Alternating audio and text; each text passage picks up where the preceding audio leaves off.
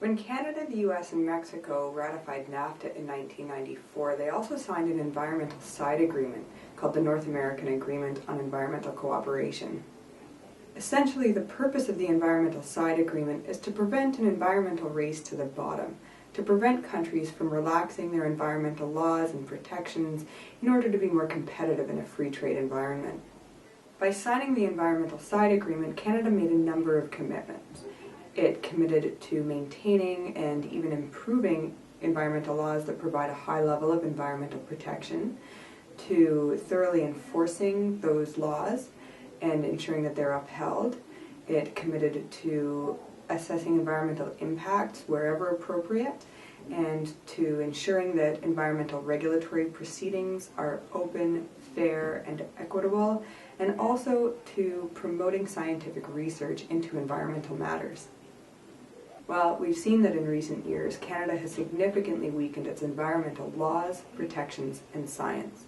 It's cut government spending into environmental sciences, and it's implemented measures that have been accused of essentially muzzling government scientists.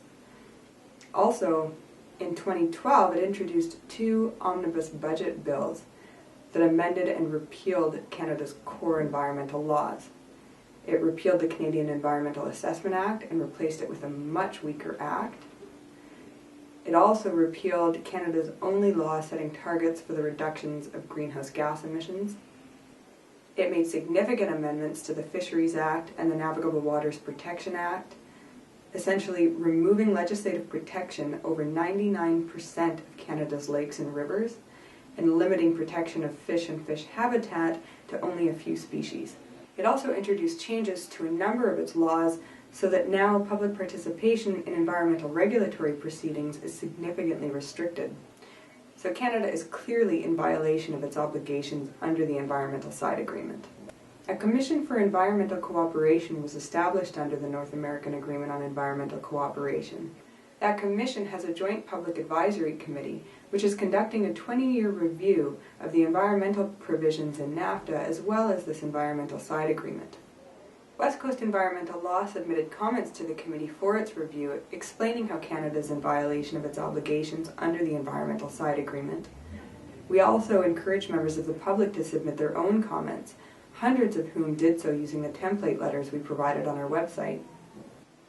Now on October 16th, I'll be going to Washington, D.C. to meet with members of the committee and other stakeholders in a public review session. The timing of this review is particularly important in Canada because the government hasn't yet brought into effect a number of the amendments that it made in its 2012 budget bills that contain the most drastic weakening of its environmental protections. We hope that through our attendance, we'll be able to help the Commission ensure that Canada upholds its international obligations by not implementing these changes and by protecting the environment through strong environmental laws.